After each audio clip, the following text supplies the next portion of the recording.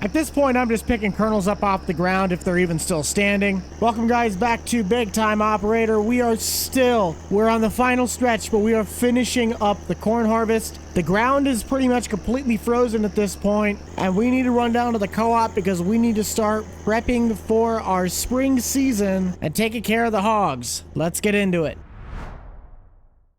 Kevin and Thomas are stationed at the east ground. Corey and Daryl are stationed at the west ground with the big equipment. Because we got behind on the harvesting, we were not able to get our tillage done, meaning I wasn't really able to get the anhydrous drilled into the dirt. Because of the frost layer and not wanting to use someone else's equipment while the ground is that hard, we are going to go out with my own ripper and till up some soil, but because I wasn't able to get into the field with the nitrogen, we're going to have to kind of delay that and use the unpreferred Nutramax to apply it directly in mid-season. I guess that'll provide us data on if we want to do nitrogen more in the summertime or if we want to apply it in the fall. We're going to run to the office and get that situated out so they can have our Nutramax ready when we are set to start planting in 2 months. But if you guys like watching me screw up on the Big Time Operators and slowly learn my lesson, be sure to let me know down below by hitting that like button, dropping a comment, and subscribing. Papers have been signed. We haven't been charged anything quite yet because we're a little ahead of schedule. We're going to get our giant Steiger hooked up to the ripper because I want to make sure we can get that guy in the field. Frost layer is about 4 inches deep. While that might not seem like much to my average equipment, that is not something we want to be tugging through the ground, but I know there's quite a bit of my fields that we need to do some primary tillage to because it is such tight packed soil. It needs to breathe, and I believe my ripper will have what it takes to get through it. We just need to make sure we have enough time to be able to pull this off before planting.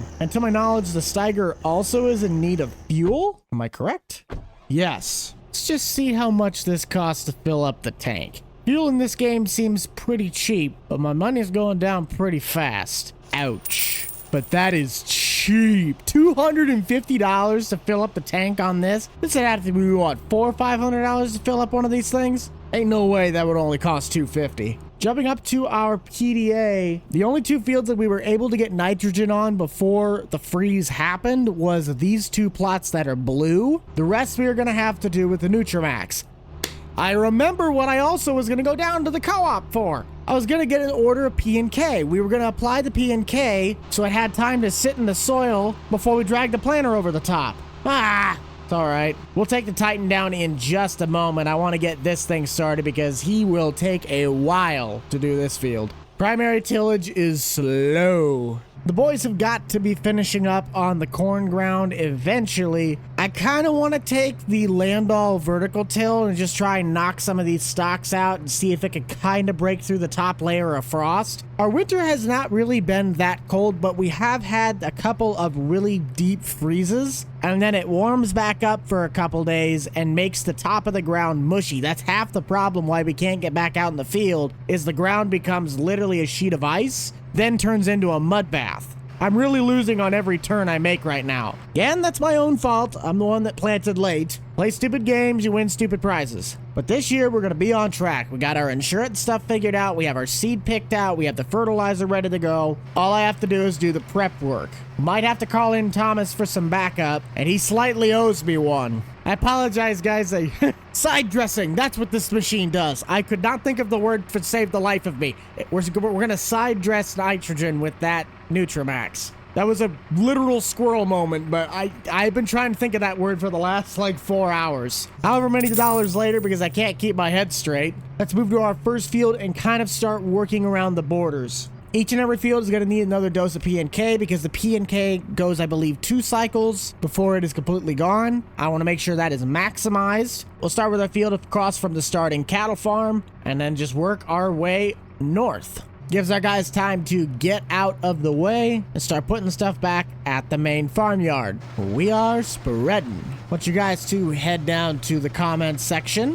Which of the 2 bigger fertilizer spreaders do you prefer more? Do you like the 4-wheeled version or the 3-wheeled trike edition? I like the 4-wheeled version now because of the Big Brute from Welker's. That's what the Big Brute is based on, is a case floater truck. But the trike front is just so quirky looking. It is awesome. I mean, come on, look at that thing.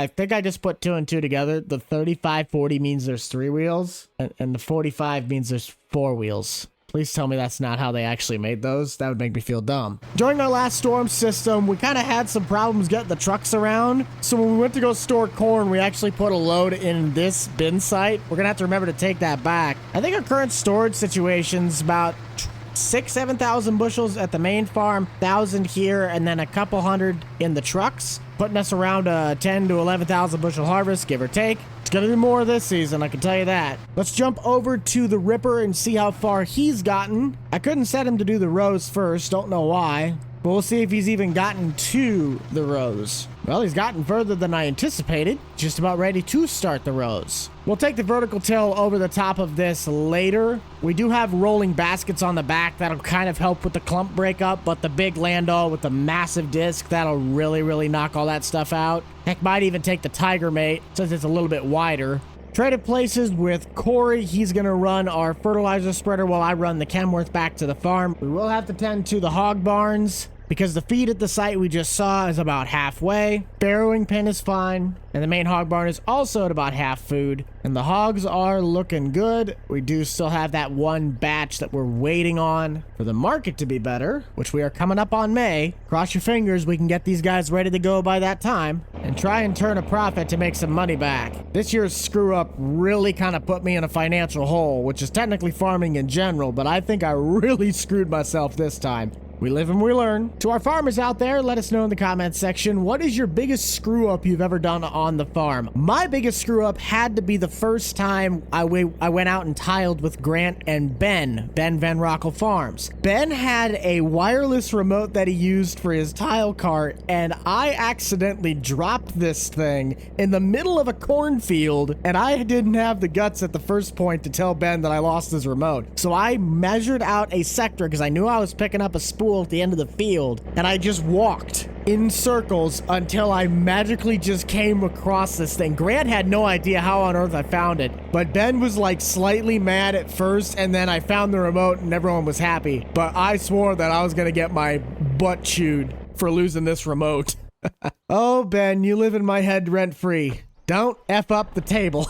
That gravity wagon of corn could probably be taken over to the other hog sites. We just don't have any tractors to pull it. All of ours are currently out in the field. Scratch that. We could take the Magnum that's on the auger wagon to put it on the Brent. We swapped it over because the vertical till's currently on the new 340 Magnum. Looks like Thomas is doing a great job over in the Ripper. Ooh, maybe we have less corn than I thought we did. This will only put us at about 7,100, plus the bin on the south side puts us at 8, and then I think the other truck has just a little bit. We might have like 9,200 bushel? 95? I think we also sold a load or two. Just gonna swap over the spreader to our next plot. I can't even remember which plots are mine anymore. Oh, we have a lot of ground. Whoops. I forgot we also inherited part of Thomas's. I think we'll try and do this part across the road. We're just gonna have to get Thomas's truck out of the way because I think that's his sitting on the north end of the field. Get our header on the trailer. Try and get this circus act back under control. Just gotta borrow Kevin's truck to get the combine. I'm gonna be looking for that truck now going, where on earth is the fuel trailer at? Oh, it's just sitting at the bottom of a field in the middle of nowhere.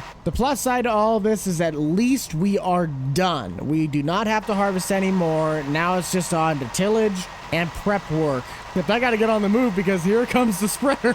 Whoops. Ah! Run, run, run, run, run, run, run, run. Come on, come on, come on. Nope, we are not making that happen. Stop.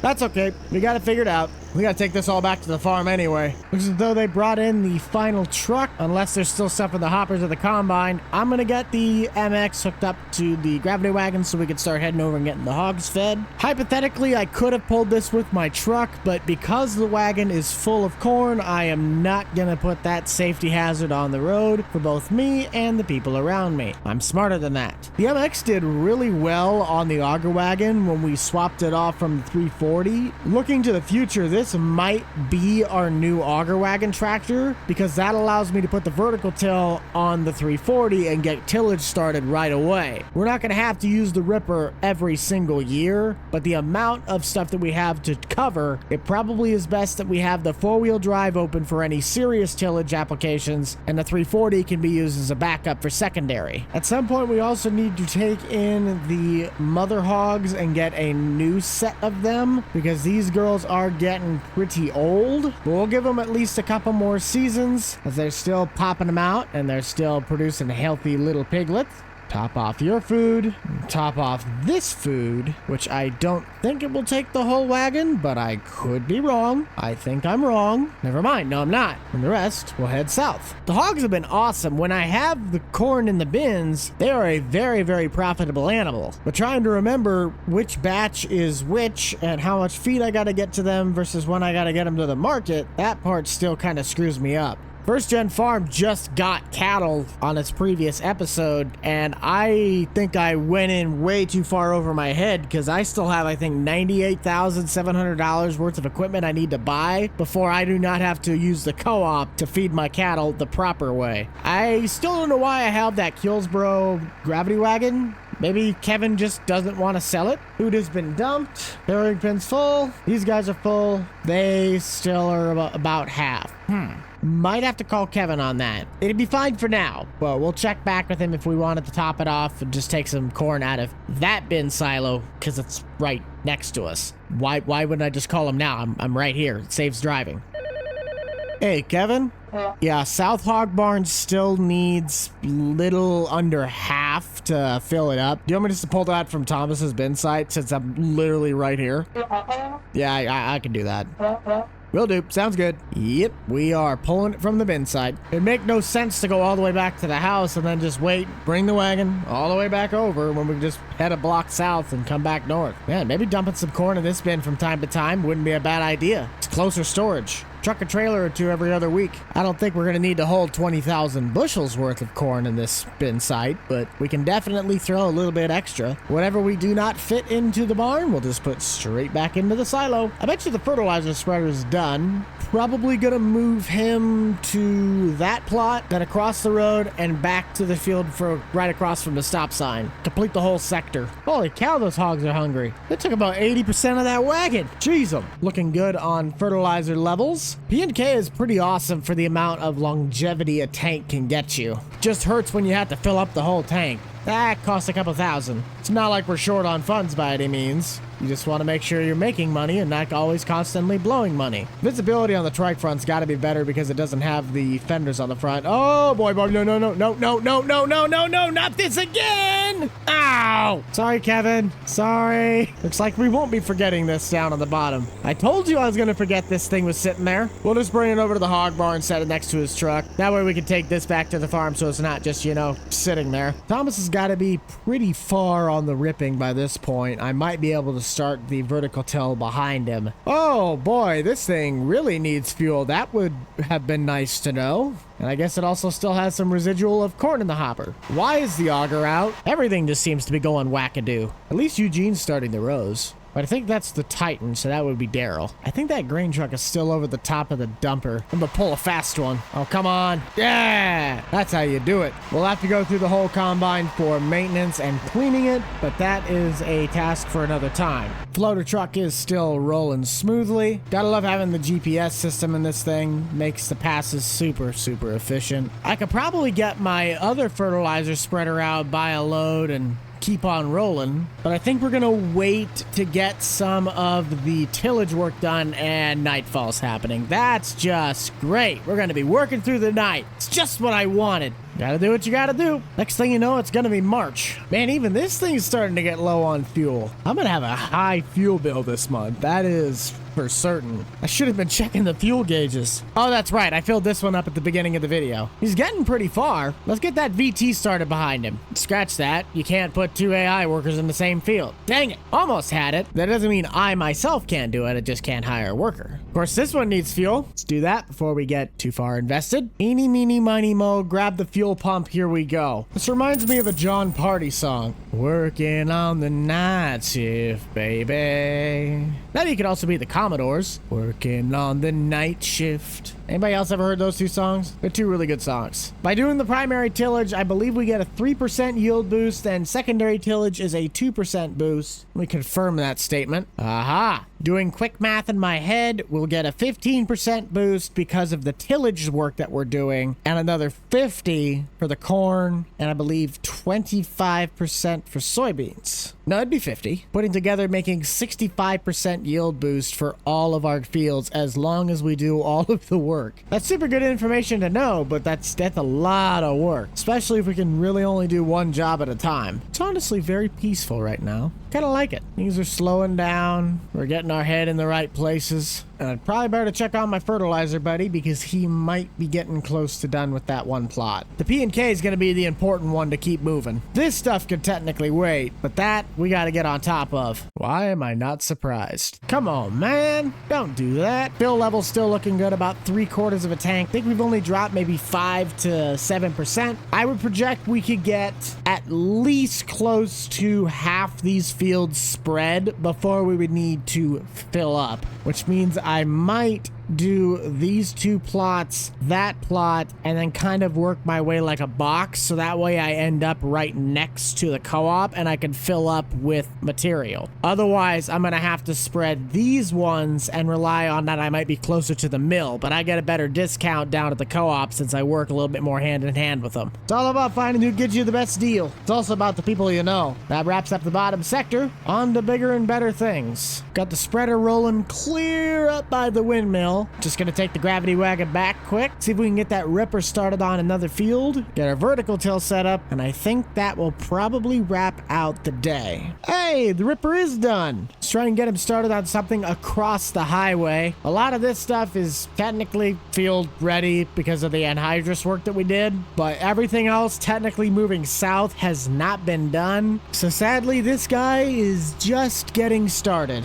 I think Thomas has a ripper. Gonna have to get in touch with him to see if we can use it or if he can use it. Just gonna have to get him started officially. He'll just redo my entire paths, which that's okay. And he will just finish out with hopefully not getting stuck on a tree. So I appreciate you guys all tuning in to the Big Time Operators. We're definitely getting ourselves into a little bit of trouble when it comes to finances and organization, but I feel like we're finally kind of getting back on track. Whether we're gonna be ready to go in time for planting season is up for debate. If you want to follow along on that journey, make sure you check out the Big Time Operator up in the top right-hand corner of your screen. Other than that, make sure to keep it light, keep it loose, keep it fresh. Most importantly, keep it fun. This is Squad Farms out.